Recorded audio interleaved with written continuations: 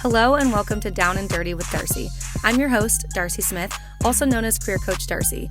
We are here to get down and dirty about careers, uncovering salaries, wild stories, backgrounds, and more from guests with some of the most eccentric professions each week. This podcast is presented by Onomy. Welcome back to Down and Dirty with Darci. It's Darci, Career Coach Darci. And I also have Rami here with me. We wanted to introduce our guest that was on today, or this week, if that is on today. I'm the worst at this. Her name is Cristina. She is a toy designer, and I absolutely didn't know anything about this industry. I usually pride myself on being a career coach that knows about most industries, but this one really shook me. There were so many things that I was like, they can't do that. What are you talking about? You only make that much? I was absolutely floored. But you actually know her. How did you meet her, Rami? Yeah, so I met Cristina at this event in LA. These girls were throwing an event basically to help you meet new friends. And I always am looking for new friends. So I went to the event and I got talking to Cristina there. She's also a Virgo. So we immediately connected. And she was telling me, oh, yeah, I designed Barbies. And I was like, wait, literally Barbie? And she's like, yeah. And I was like, oh, well, I have a podcast that I produce with Darci, and we need to have you on. So it took a couple months to get her on, but I'm so glad because, yeah, so much that I had no clue about. And what a cool job. You guys will hear about it in the interview, but she talks about literal toy school, going to school to just learn how to make toys and design toys, and hearing about the industry and what they pay and all of that stuff too was fascinating to me. So let's jump right into the interview with Cristina. Here we go. Welcome back to Down and Dirty with Darci. I have Cristina here with me. She's going to go ahead and introduce herself, but I am excited. So take it away. Hi, everyone. My name is Cristina Frankel, or Cristina Feline, and I'm a toy designer. Yay. Yeah. Did I do okay? You did okay. Yeah, cool. Yeah, you did great. Take us back from the beginning. Where'd you grow up? Where'd you, give us all the things. I was born. Yeah, literally. Yeah, I was. C-section or vaginal? A little bit of both. No, I'm kidding. No, so I grew up in upstate New York, really small town. Middle of nowhere, graduating class of 84 kids. Oh my gosh. That is really insane. Small. Yeah. And it was a combination of a huge, massive amount of land.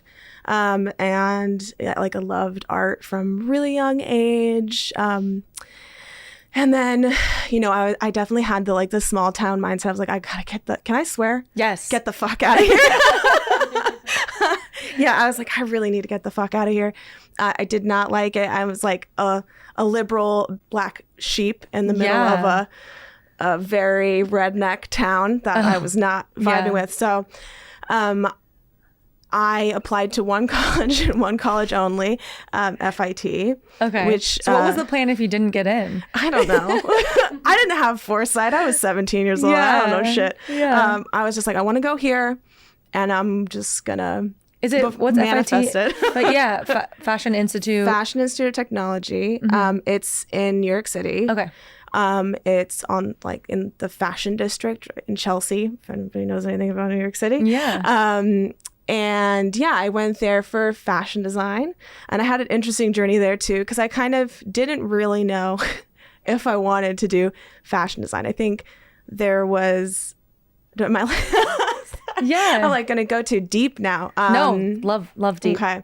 I kind of feel because I wasn't always the most popular kid in school. Mm-hmm. So I think I kind of wanted to prove I was cool through something like fashion. Because our society very much pushes this idea of fashion's, everything makes you cool. It scares me, to be honest. The whole world of fashion. It is. It's a scary industry. And, I started working in it, and there's just so much competition. And what were you doing in it? Were you designing? I was designing. I worked for a few different companies. I worked for, do you know Who What Wear? Yeah. Yeah. So I worked for them designing Joy Lab for Target. I was on, I don't know if you know that, but it's an athleisure line at Target. Yeah. That was my first ever job. Is this out of college or is this during? College. Okay. During college, I worked at I worked for this woman named Cristina Rualis, and she's CFDA or a fashion designer. So I'd help her with her designs, with pattern designs. And then also like ultimately like organizing her and her kids. And I love her. She's amazing. Yeah. And also like fashion shows and stuff in New York City during New York City Fashion Week, which was a lot. Yeah. Oh my gosh. I can't even imagine. Fashion Week is crazy. Wait, I'm so curious about money stuff. What do people make out of college, out of FIT? Like in my mind, because everyone wants to be in fashion, I would assume it's very low pay, but I might be wrong. I don't know. It is in the beginning, very low pay. I don't know how it gets later on. Because I didn't stay in fashion very strategically. But yeah, no, I was making, I think my first ever job, I was making $35,000 a year. Bear in mind, this was 2016. So in New York though. In New York. Yeah. So it's still really, really terrible. Still really bad. So I had like 3 roommates or something like that. Yeah. And I kind of bounced around. I was doing primarily freelance. So like people would bring me on like when they needed an extra person to get things done. So after that, I worked for Naked, which was an intimate apparel company. Yeah, okay. And then they brought in Heidi Klum Intimates. So I worked with Heidi Klum for a bit, which was cool. That's so cool. So she would like come in sometimes and I'd be like, man, I really need to lose weight. Stop it. Oh my She's God. She's a literal supermodel. Yeah. And she would like come in. I don't know if I should say this. No, honestly, it was so iconic. But like she would come in for clothing, like fitting stuff. Yeah. Because we were doing bras and sleepwear and stuff. And she would come in and she'd like try on the stuff, but she would like just take things off and try it on. Yeah, just like I'm like, well, yeah, if you got it, like why not? Dude, that is amazing. Not to like shove myself into this conversation, but I'm going to. When I was younger, I used to do dance professionally. And so this isn't about me. That's so cool. No, I know it's about you. We're making it about you. So my first job ever, like my first professional job that I was like getting paid for was for Reebok. And I was doing a show for them where I like danced wearing their clothes and shoes and stuff. And so I was the youngest one there. And there was all these people, and we're changing backstage because we have like, quick changes before we go back on stage.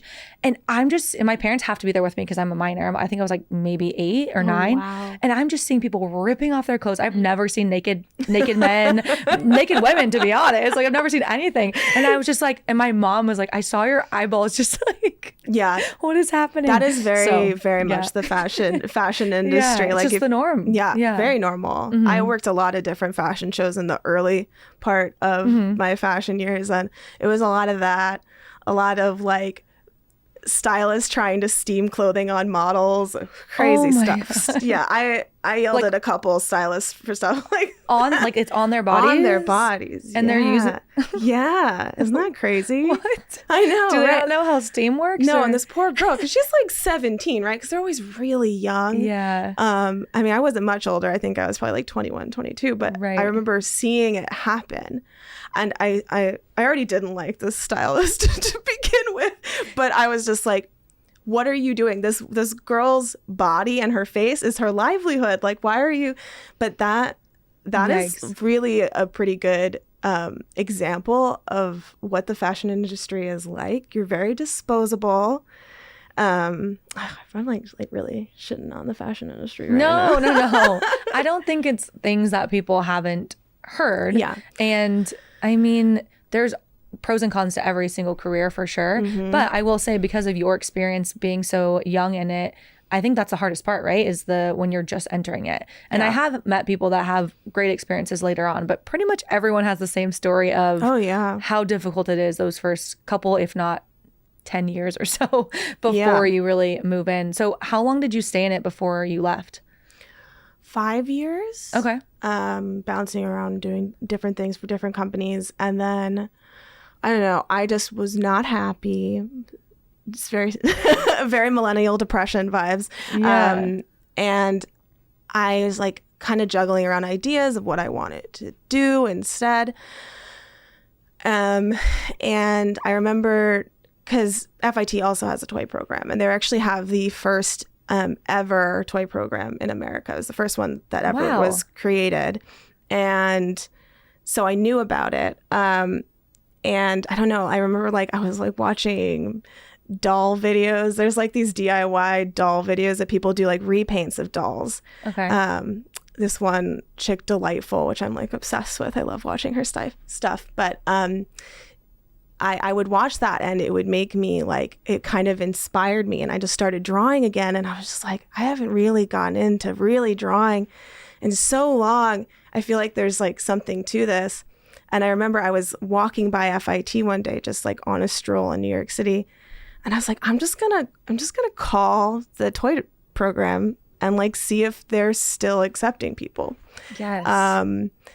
And this was, I want to say this was like late April. So they probably shouldn't have been accepting people for the coming fall. But I call, and the head of the department, Judy Ellis, who's like, I always call her, she's like the mob boss of the toy industry. She's such a badass. She's amazing.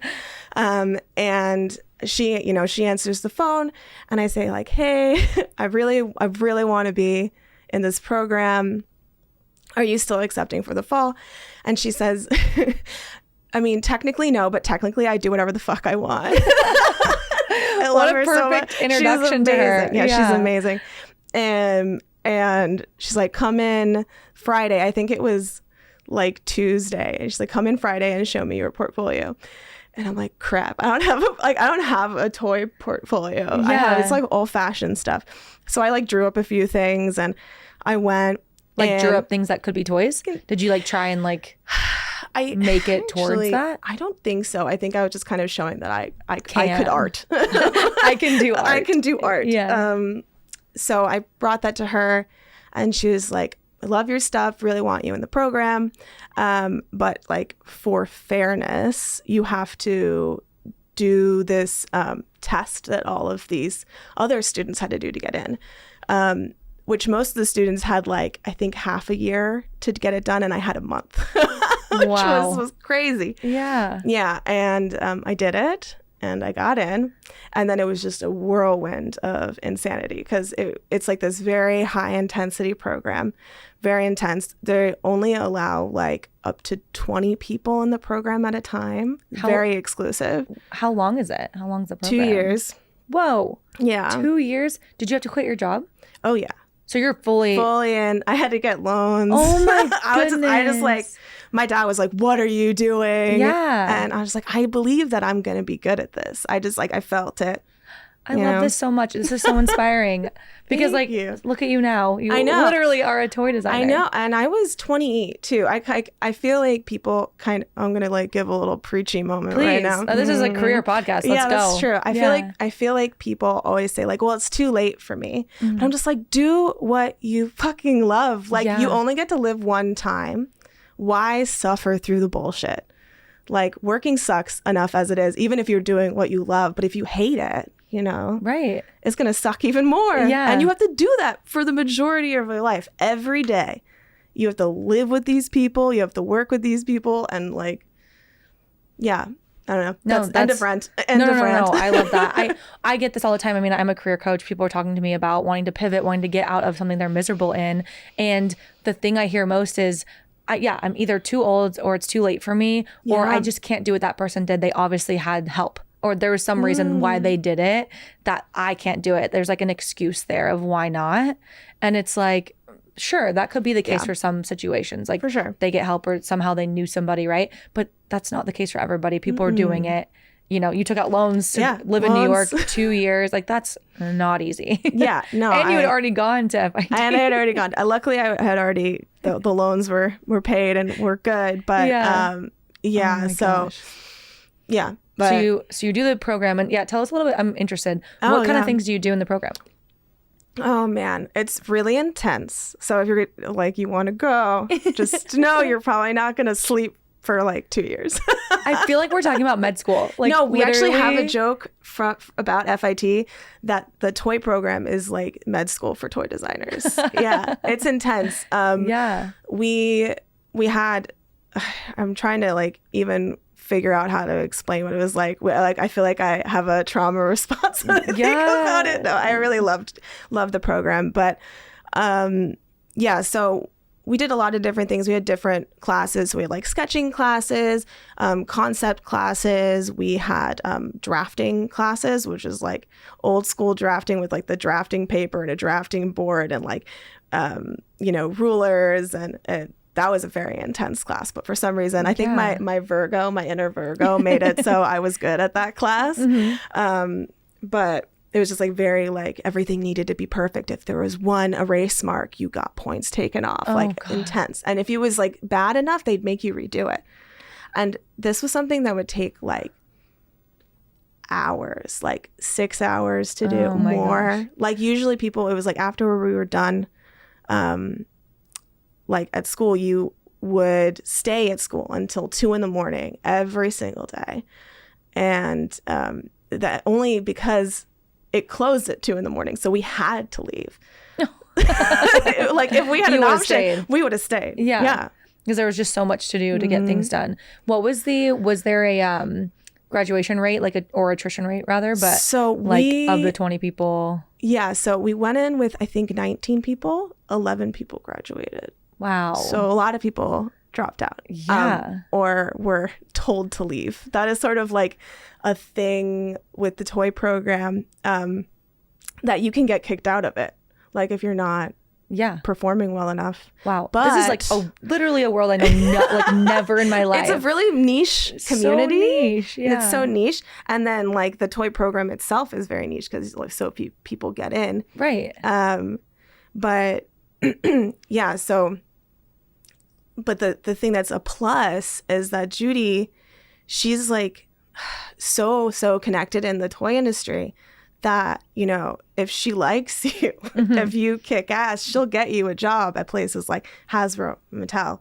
And because she knows people, she has connections. Like you don't have to do all this applying, and you're pretty much just already you're interviewing. If you do well in the program, and you have that connection. There's like a 98% employment rate for the program. Yeah, I was gonna say I would assume 100 if only that many people are your job. Yeah, literally. Like she places you after you do the program. Yeah. And you don't say no. Yeah. You never say no. You never say no. Wait, so what was your first job? So when did you graduate the program? What year was it? Oh, God. What was it? 2021? It was kind of recent. Yeah. 20, it was either 2020 or 2021. And it was recent, yeah. What was your first job out of the program? Well, so I'll go back a little bit because I'm getting ahead of. No. I feel like getting excited. I feel like the question that you're asking is a little bit before I graduated because we also had to do a summer internship. Okay. Which was at Hasbro. Okay. I had an internship working on My Little Pony. So that was the first toy job that I had. Yeah, it was really cool. What can you tell us what you specifically worked on? Like, was it like the design of a specific, or like the hair color, or like the, you know what I mean? Was it that intricate? Not for that. I was an intern. I was an intern. But it was also because they were launching the new movie that came out during the pandemic. They were already like predetermined characters. So it was really more, determining play patterns, which is just like how a kid plays with a toy.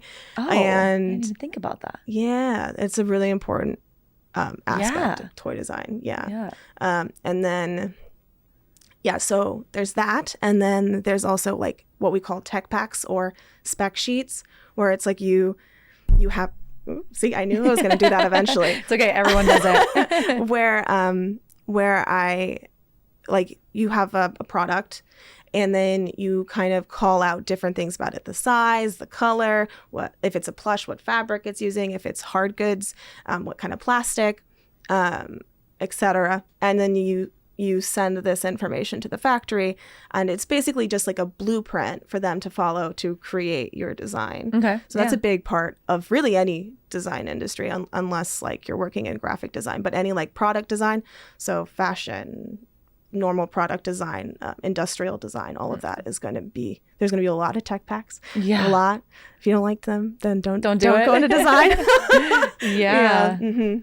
Okay. So you worked there, and then when you graduated, you got a job. What was like your title when you are you I have no idea. Is it toy designer? Like what's your... Yeah. Yeah? Literally? Like on your resume, it says toy designer. Yeah. Cool. Yeah. Okay. I mean, I could put product designer too, but I went specifically for toy design, not product design or industrial design. Yeah. And that's what I want to do. So I put toy designer in my, sometimes I'll put product designer, but toy designer. Yeah. Okay. So now we're kind of present time, I think. What are you currently working on? Or I don't know how much you can share and can't share in terms of, company you work for and stuff. So I can share what I worked on. Like so I was working at Mattel. I actually am now working at a new company. I left because they're paying me more. Yeah, as you should. But yeah, no, it was an amazing experience. The first team I was on was Monster High. And then I also started working on Barbie. Yeah. And a little bit of Disney Princess too. And we can talk about all of that too. Yeah. So I just want to know like what exactly you were doing, because I think wasn't there like a doll that went viral, or is that from this? Yeah, that was a Monster High doll. Okay. Abby Abominable. I mean, viral for the doll community. I mean, still. Yeah, I mean, it was really, really amazing to see, because the Monster High community is like very intense and in a loving way, but also in not a loving way. And I have no idea what this is, by the way. Is it Monster High? No idea. No? Is it Monsters Inc. related? No. Oh. Oh, I can't wait till the Monster High people see this. They're like, Monster Inc. What the heck? I'm so nervous. Is it? Am I supposed to know as an adult, or is it a children's? No.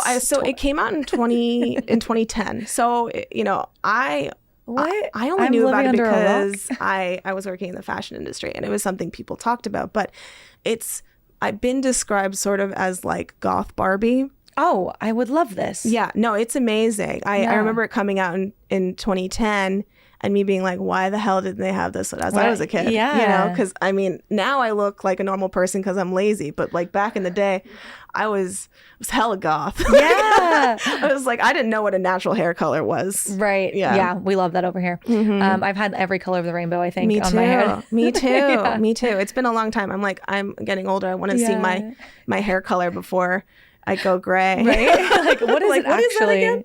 Now I know. So Monsters High, so it's kind of like a play on like Barbie monsters? Yeah, so it's not really connected to Barbie, but so they're fashion dolls, and they're basically the children of famous monsters, and they're going to school. So there's Dracula. There's like a main 5 character group, but then there's also secondary characters. The main 5 are Draculaura. So obviously Dracula is Dracula's daughter, and then there's Claudine Wolf, who is the daughter of the werewolf. Laguna Blue, she's the daughter of the now they're sea monster. Sea monster. Okay. I don't remember the literal thing. And then there is Cleo Denial, who is daughter of the mummy.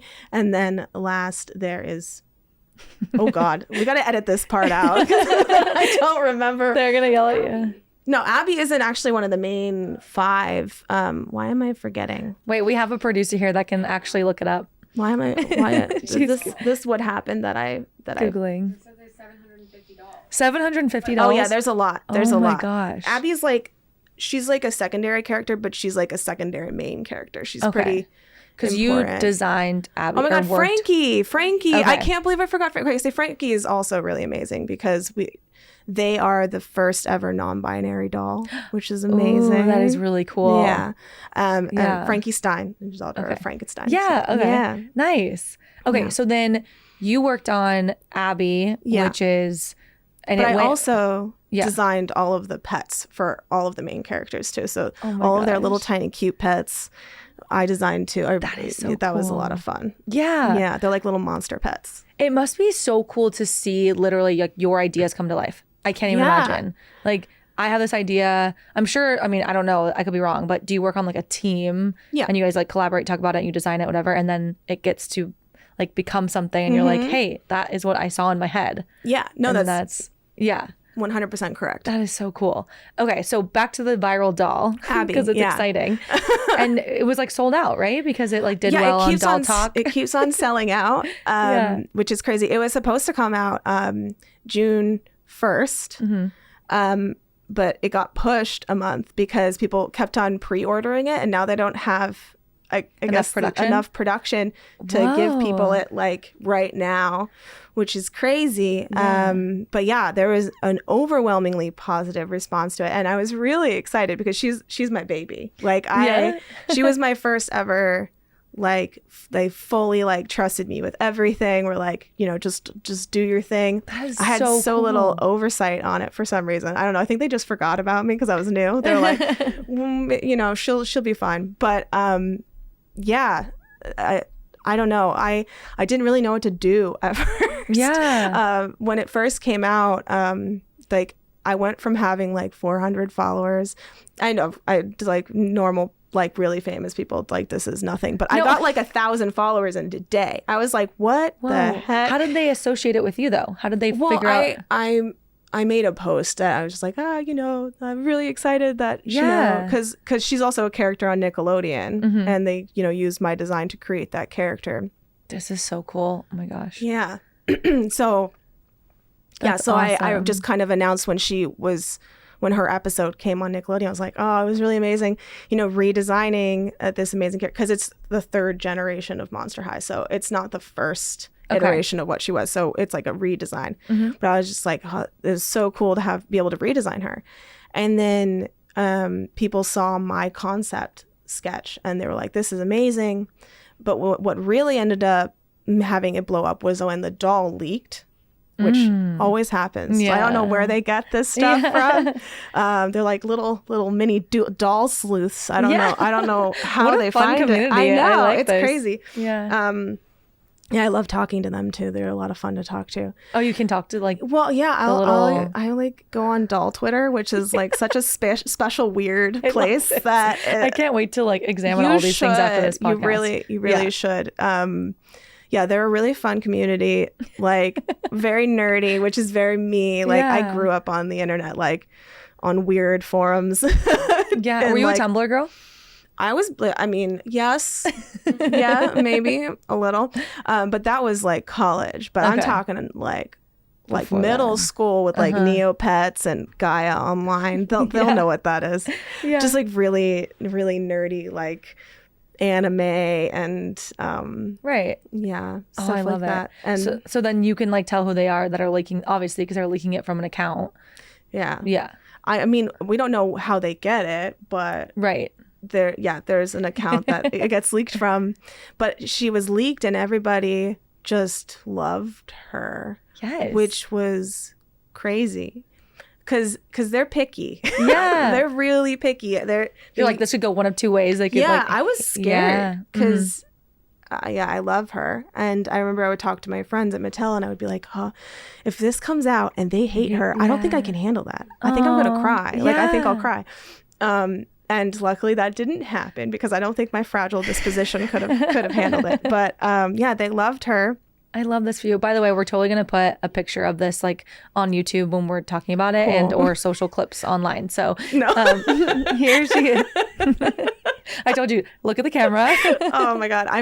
So I can never like look at the camera. I always look at the picture of myself, which is wrong, but yeah. No, it's okay. It's very normal. Okay. So I also really want to know, I have so many money questions, so apologies if you can't answer and whatever. But okay, I know you're big on salary transparency too, so I appreciate that. Thank you.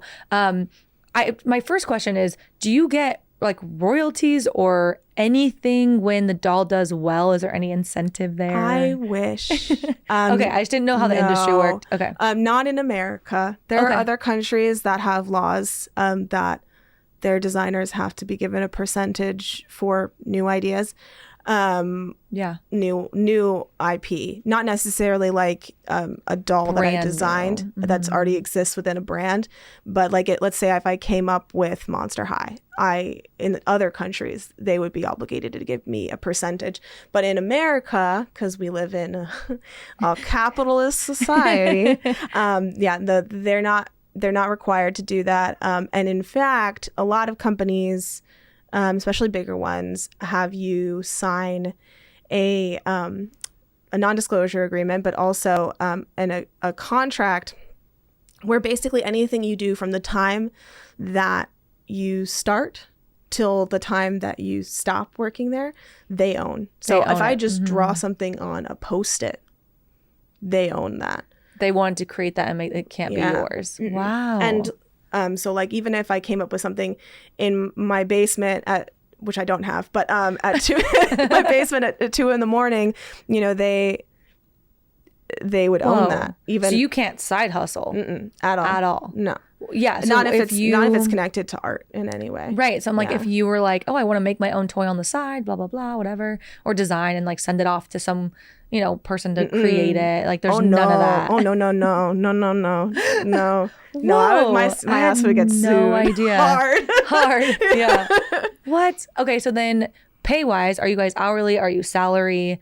We're salary. Okay. Most places, most people. But then they also have freelancers, which would be hourly. Got it. And then how much do you make, or did you make? So starting Can you walk us through a little bit? Mattel, I came in making $75,000. Okay. And they'll give like 3% raises, or like what is that called? Like an annual. Yeah, annual like living wage raise. Right. So at the end, I think I was making like 78,000. Got it. Yeah. And then you left there. I left, and now I'm making 85,000. So okay. Big. That's a good jump. And it's in Pennsylvania, so like. Wait. Crazy. So you're working, but you live in LA. I live in LA, but in a month I'm moving to You're Pennsylvania. moving. What? I had to shove this in the meantime. This is really new news. Yeah. Oh my gosh. Yeah. Well, congrats on the new position. Yeah. Can you talk about that one or no? Yeah. I mean, I can't really talk about anything that I've done with them yet because I literally only started like 2 weeks ago. Right. Also NDAs, but yeah, I'm working for Just Play now, which is a really great company. They do a lot of different things. Their biggest like IP is Doorables. They're like these little cute like munchkin looking things that usually they're like Disney branded. Okay. But they do things for Disney, for Harry Potter, lots of licensing stuff. I see. Yeah, I know. Okay. I have a Harry Potter meeting. Actually, I probably shouldn't say that. So okay. I'm gonna get rid of that. I don't know, but yeah. Oh my gosh. Okay. So cool. What's like your dream job? Like what would be like the best possible toy creation? I want to make my own doll line. Yeah. Oh yeah. Make my own IP. That's my current dream. Like I want to come up with my own line of dolls. Yeah. Is it industry standard that they own your IP, or is that just certain like large companies, like the one you just went to? It's pretty industry standard, but Just Play, another reason why I moved to Just Play is because their stance on that is much more loose. Okay. While obviously they don't want me competing with and giving ideas for other toy companies, which is totally reasonable. They're okay with me, I don't know, illustrating on the side or making my own stickers, going to a convention and selling stuff like that. Oh, that's cool. And that was a huge plus to me too, because I was missing being able to just do art for fun for me. Because I wasn't even allowed to like draw cute things and post them on Instagram. Oh, really? No. That's interesting. Because it's considered theirs. So then if I post it, it's connected NDA. to them. Yeah. Yeah. Interesting. What kind of stuff do you like to draw? What's like I feel like I always draw either like cute animals or pretty women. I'm like that person. Oh, I love that. I like the pretty stuff. I'm like definitely not a fine artist. Never will be. What kind of like stuff do you use? What's your medium? Is that what they say? Yeah. Medium. I'm learning. Good job. Thanks. I don't know where I pulled that from. In your brain space somewhere. Yeah. I work primarily digitally. I want to work more on traditional media, but it's messy and time consuming, and I have to clean it up, and I have ADHD and cleaning. Don't want to do that. Yeah. So, I usually Procreate on my iPad because it's just portable. And yeah. Cool. Yeah, okay, so I imagine you're really close with the people that were in your so close. Right? Like those 19 people. Do you guys like stay in contact and like all that kind of stuff? And yeah, actually. Is everyone still working in it that did graduate from the program? The Cool. reason why I was late was actually because I was on the phone with one of them and working at the same time. We're all super close. We're like a family. It's sort of like we don't talk all the time. It's because like most of us don't live near each other. But actually, I just hung out yesterday with one of my toy program people because he works for Universal. Oh, that's awesome. Yeah, so he lives here too. But yeah, we're so close. Okay, before we wrap up, I don't know if you have a good answer to this. Is there anything about your job, about being a toy designer that, I mean, I'm sure there's a ton of things that people don't know. Okay. But what's like something that may be a little bit either shocking or something that people don't know or that you would just want them to know? Like, it doesn't have to be like shocking, but what's I feel like I used my one, which was the just making sure that you read your contracts. Yeah. And like because I know a lot of people want to work for companies like Mattel, which is like I loved the experience. It was great, and I learned so much, and I do not regret it at all. Yeah. But like I think people also need to be aware of like the climate with design. I feel like I'm not answering the question. I'm so sorry. No, you are. But like that there's a lot of like control that happens to designers and artists that I don't think should be legal. Mm-hmm. And I think a lot of people wouldn't expect that to be a thing. I don't think that if I went to somebody and was like, yeah, if I draw, an elephant on Sunday, Mattel owns that. Right. Yeah. And I don't think people know that. Most people don't. And most companies like Mattel, Hasbro, the big ones, that's what their contracts are like. And what's wild is for someone like me who maybe would go to work for that company from a different aspect, who's not as artistic or wanting to do those things, I wouldn't care as much, right? Because that's not my passion, or that's not what I'm wanting to do all the time. But to have those in contracts for people that this is their life, like they love this, like this is what, like you're saying, you doodle and want to sketch and draw and stuff, and you lose a little bit of that want because it's not yours. Right. And that's also huge for artists, right? Like, that's wild to me. Yeah, because you kind of like when art isn't your own, you lose that, because like art needs to be passion behind it, or it just is stale. Yeah, fall short. And so if you know that like this isn't mine, I can't show people this someday, and a company could sit on this drawing or this idea for years and years and years and never use it. Mm-hmm. But I'm not allowed to, even though it was my idea. Yeah. And I like, one of the things I always say is like, I really wish like designers would get together and like start a union, but we won't. We don't. I have so much respect for the video game industry because they did it. Mm-hmm. But I feel like the reason why they were able to do it was because it's a new industry with a lot of younger people, where like the design industry is an old industry. And there's a lot of people that are in the industry that, there's like the mindset like they had with the people not paying their student loans. Like, well, I had to pay it. I had to go through that. So you have to too. And I just don't think that's the right way to think about it. And I wish we would, because I think designers in general are underpaid and undervalued. And I went on a huge tangent, but I think I mean, I completely agree, because when I was going to ask you how much you make, I had no idea like where you're going to go on that spectrum, because in my head I'm like, someone designing and making these toys that are making millions and billions of dollars, so much money. I'm like, oh, they have to be at like maybe 200K or something. Like, I don't know, but it's sorry, we keep trying to end, but last question, how much was the toy program that you went to? Because I feel like that's a very important. So it's a SUNY school, FIT, and I lived in New York City. So it was for the 2 years, it was $28,000. But if you're outside, I think it's like double that. But that would make sense. Pretty affordable, especially if you live in New York. That makes me feel a little bit better, because I'm like, if that was like a multi $100,000 program and then you're coming out of it making 75, it's like, come on. Yeah. Luckily, I didn't go to somewhere like Pratt or Parsons, which was the reason why I wanted to go FIT, because it's a renowned school, but also affordable. Yeah. And I love this. I could talk to you for so much longer, but like I'm enjoying the studio this. is literally like this is the end. So thank you. This is the end. Thank you so much. I can't wait I'm literally going to pick up my phone right now and like start Googling like all the toys. You should. It's fun. I'm so excited. It's an interesting rabbit hole to fall down. Yeah. There's a lot of craziness. So much. Do you want people to follow you anywhere? Oh, like, yeah. I mean, if you want to. Yeah. What's your what's your socials? It's Cristina. My name is spelled really weird, but it's Cristina Feline, is Cristina period FALINE. Feline. Yeah. Amazing. At Instagram. Yeah. And now you can put out your like original stuff, right? That you like. Yeah. Draw. So I can just start. Yeah. I've been drawing. It's been great. Yeah. I've been drawing my own stuff, and I'm excited to eventually finish. Yeah. That stuff.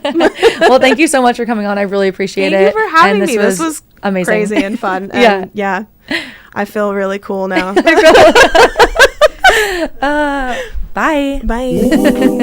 That interview was amazing. I feel like I always say this, but that was one of my tops, mostly because there was just so much I didn't know. There were multiple times in that interview when I was talking to her and I was like, I'm sorry, what? My jaw was on the floor. Like how she could literally draw something in a basement at 2 a.m. that's fully just a little doodle or sketch. And apparently that's not her property. It didn't even make sense to me.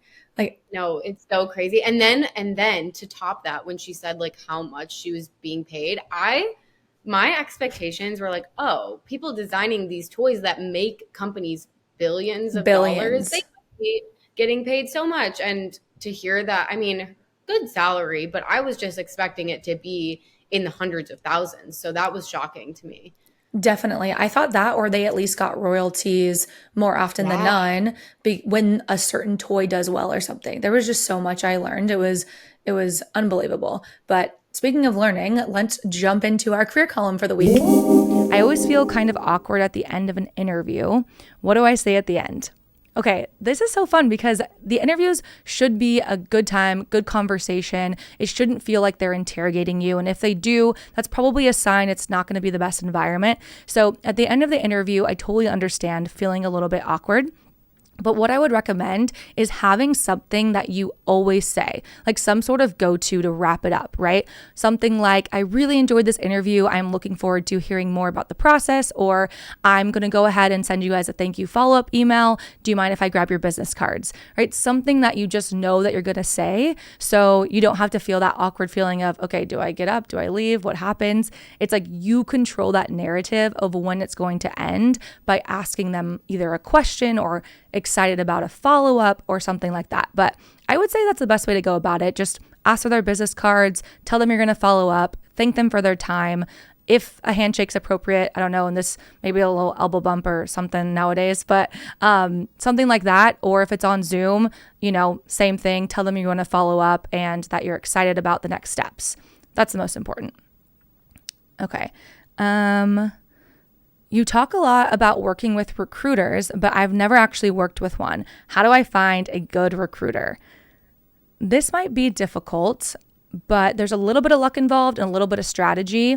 A lot of times, if you search on Google, boutique recruiting firm in content creation or boutique recruiting firm in marketing, something about your industry, and then find a small recruiting firm, that's a pretty easy way of finding recruiters that work at a company.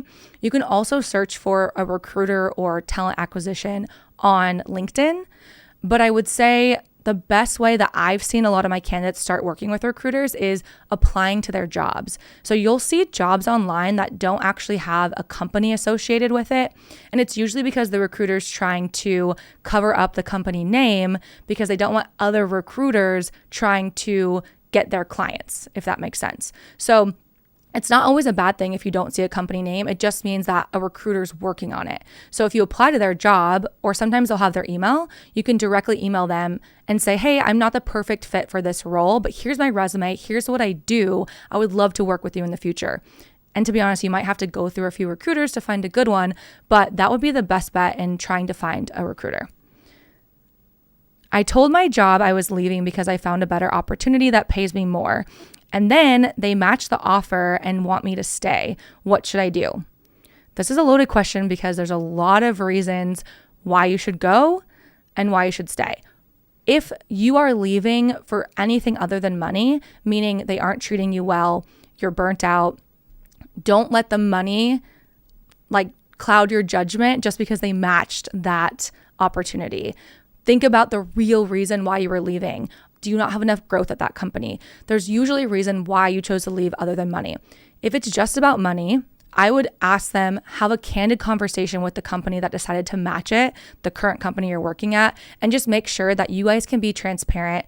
Let them know that, hey, the only reason I really was going to leave is just because I felt like we didn't have the budget to support what I wanted financially. I want to ensure you that I do plan on staying here, because you don't want them to think that you're always a flight risk. So just make sure that if you do end up staying, you have that conversation very candidly with the boss or whoever you need to talk to. I applied to an internal position, but I didn't get it, and I've been at this company for 5 years. Do you think I should leave?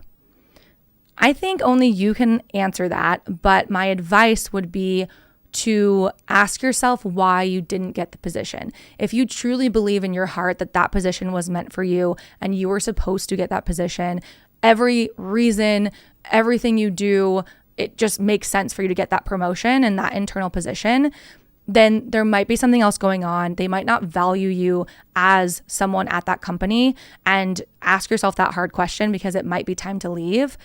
If you can have a candid conversation and ask them why you didn't get it and they give you feedback, you can work on that.